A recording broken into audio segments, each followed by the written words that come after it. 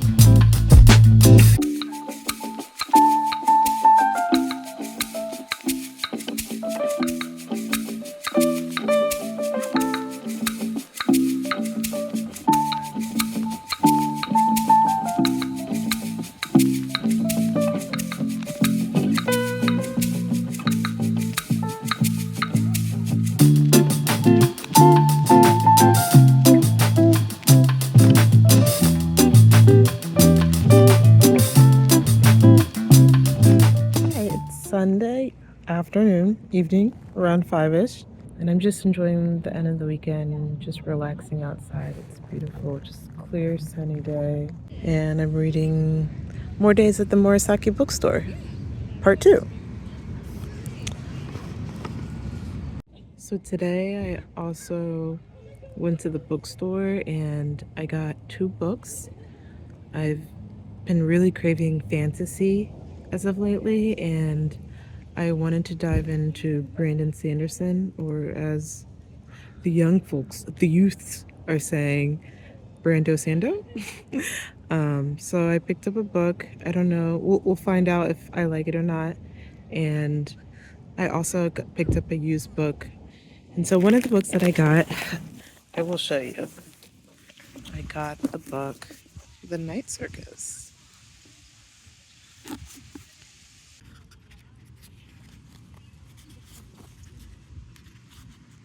And here's the Brandon Sanderson book. I got the Mistborn.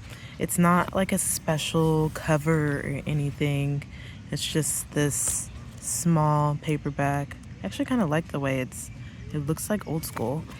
And it's only $10.99. It's not hardback, nothing special. It's beautiful.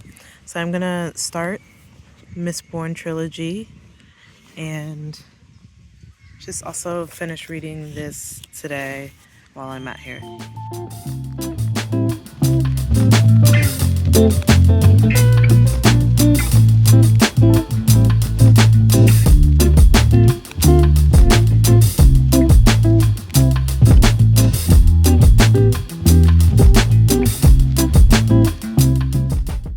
So when I read the first book, Days at the Morisaki Bookshop, I read it last year, and I felt like I really related to the character. We were going through similar situations at that time.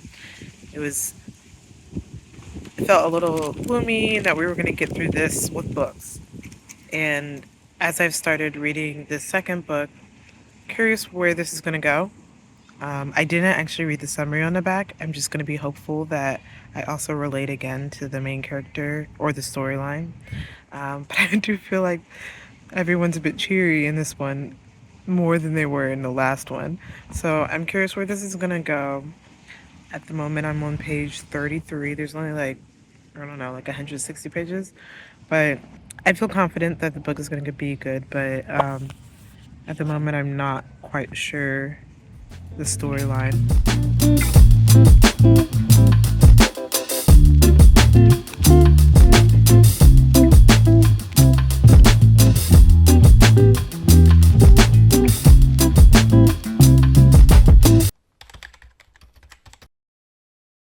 I trimmed this jewelry dish, small plate, and this is what it looks like. Still a little wet. This is a final version of something else, but I think this is what I want to do, leopard, and then after the first firing, I'll glaze the inside a specific color. So I'm gonna get started with that and maybe start with talking about some romance books. So I started out August reading Party of Two by Jasmine Guillory. And honestly, I haven't really read romance books since actually high school. So me jumping back into romance has been something new, but I've been hearing about a lot of new romance books out that everyone's reading, and I wanted to give it another shot. And so when I went to Marcus Books, I picked up that one. Marcus Bookstore is a local bookstore here in Oakland, and they've been around for over 50 years. It's a Black-owned bookstore. And this author is also a Black author that I didn't realize is from Oakland herself. So that made me really happy to know I was supporting someone local. And then when I bought the book, when I got it home, I realized that it's actually signed on the inside. So that was another plus. So yeah, let me talk about the book. This was definitely a mood read because this was right when Joe Biden announced that he was stepping down. So this was very timely as far as what was happening in the presidential election. And I would say it's like a fun way to swoon over, but in a good way, in a very good way. Of course, this is a romance book, and it's about a woman who happens to meet a man at a bar, and he just happens to be a political figure. This also kind of reminds me of like Michelle Obama, if you've ever read her book, Becoming. Michelle Obama kind of talks about her not really wanting to be in the spotlight. Anywho, so I thought this book was really good. I would say it's like a level 2 on spice in my own rating system. And overall, I thought it was like a really, really good book. And I definitely would recommend people read it. It's definitely like one of my top romance reads. One caveat, personally, I personally didn't like the ending only because I felt very much invested with the characters. And I won't give any spoilers, but I just wanted a little bit more from the ending. So I hope there's a sequel so I can still continue to hear about the characters, which just shows you how much I like the storyline and the characters, to the fact that I've invested time and want to know how the characters are doing. So those are my thoughts about Party of Two. Let's see, let's talk about The Neighbor Favor. So if you're looking for a book, of course, about book lovers, then this is the book for you.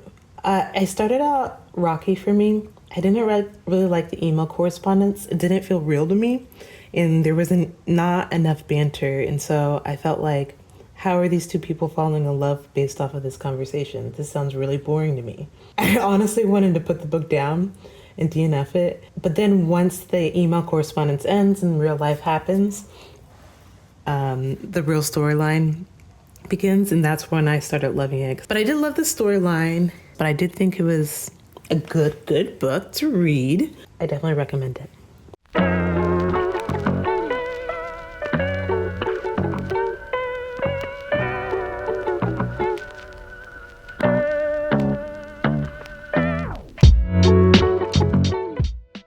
I saw a video by Jess Owens, one of my favorite Black YouTubers, and she called herself a horizontalist, and I love that phrase. So, I mean, this is actually very usual for me to read in the bed. I'm at around page 290. I have like 40 pages left in this book, and I don't know how I feel. I read some reviews that there was some magical realism, and it's not really my vibe.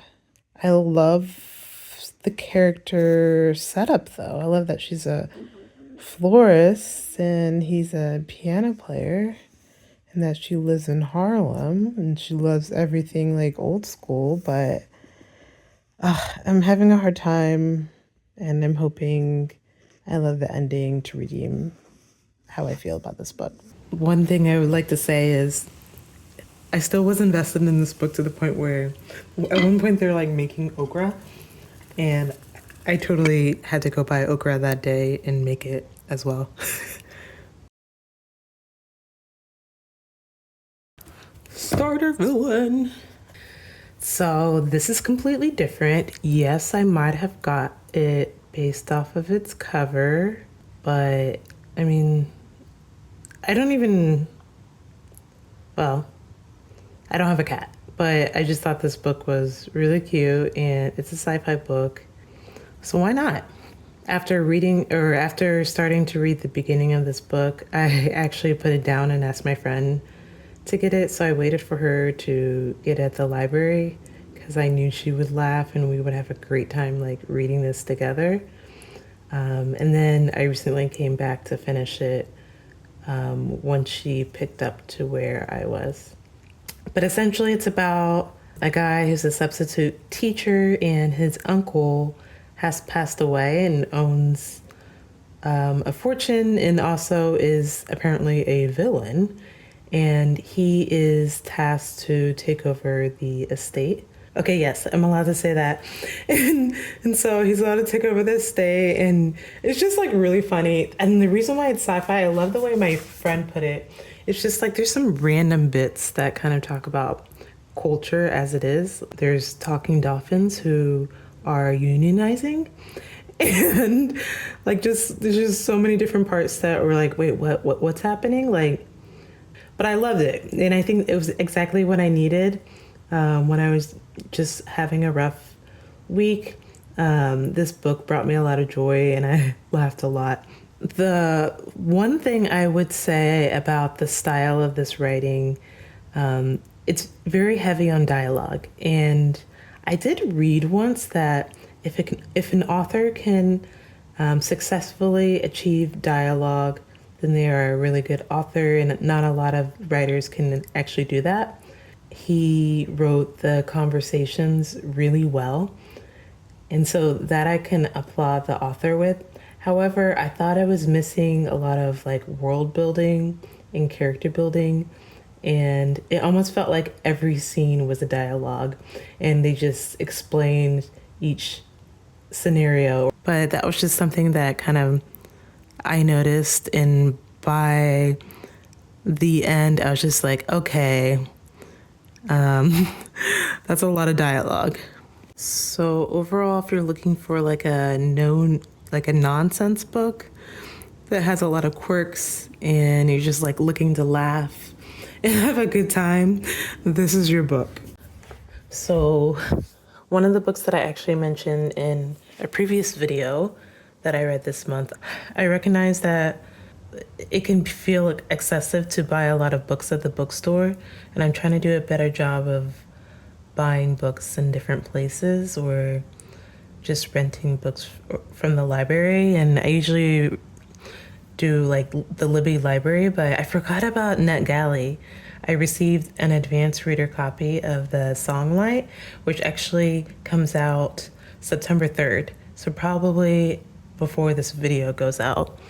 And Songlight, I thought was like a really, really good book. I was so impressed. Didn't know that I was gonna be so impressed, especially because it was a YA fantasy book.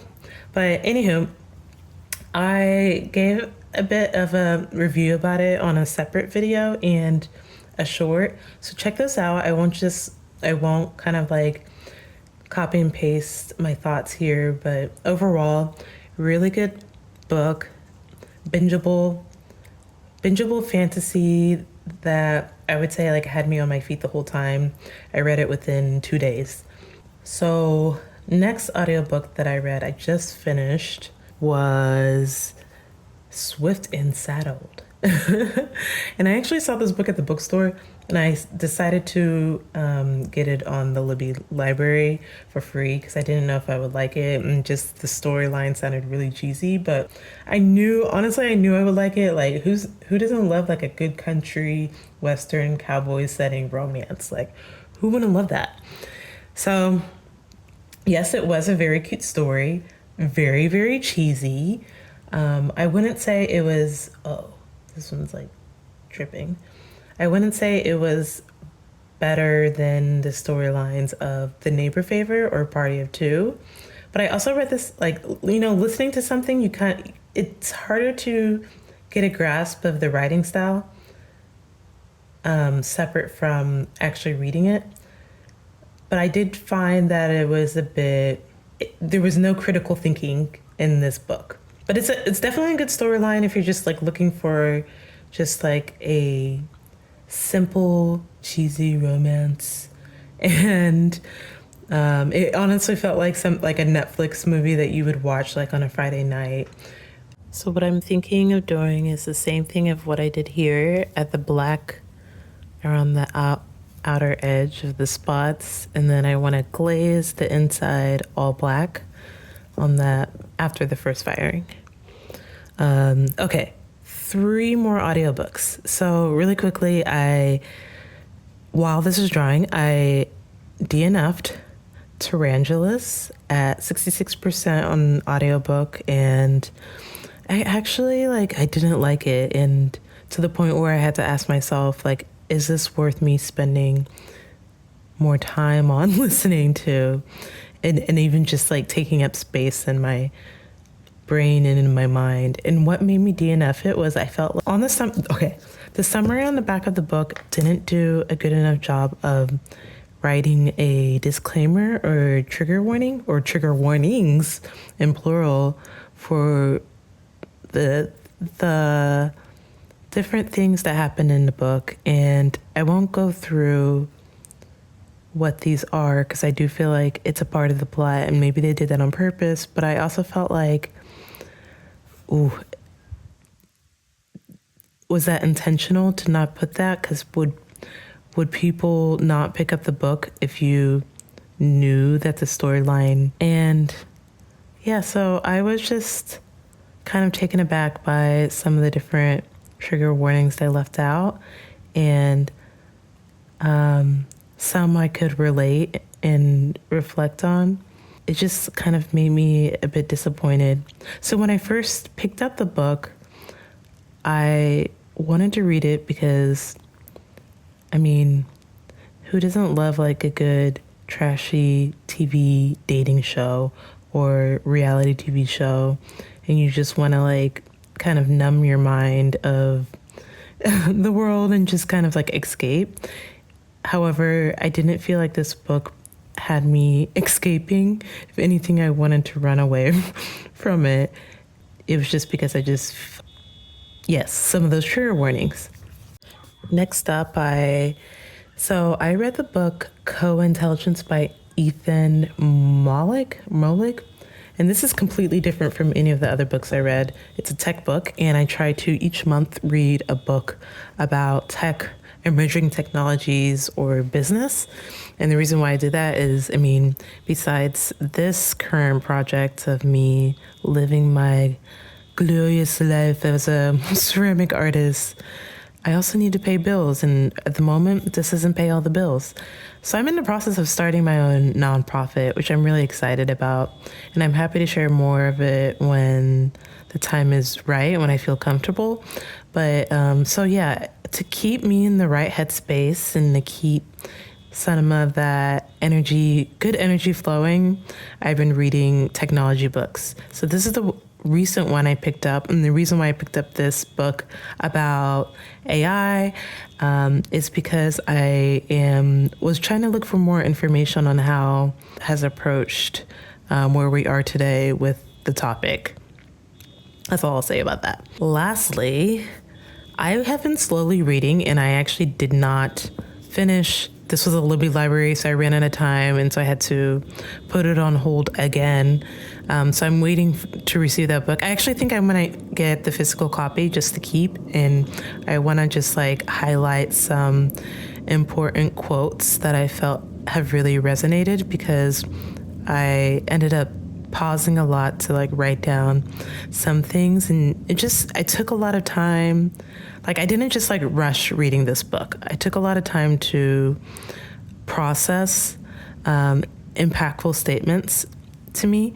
And I actually wanted to just share with you, let me turn my computer I actually want to just share with you a few statements that really resonated with me. So, your unconscious assumptions about what's true and real are shaping the way you think of reality. That I had to sit with for a while.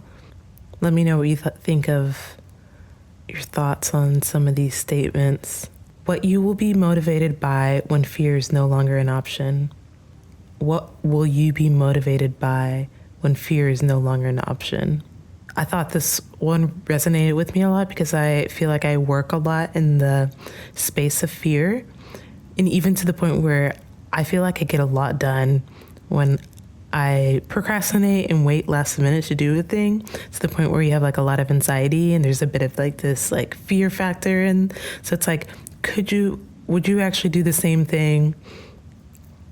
Or would you feel as motivated if fear wasn't in the picture? If there wasn't like a deadline, if there wasn't something that was like a time frame holding you accountable?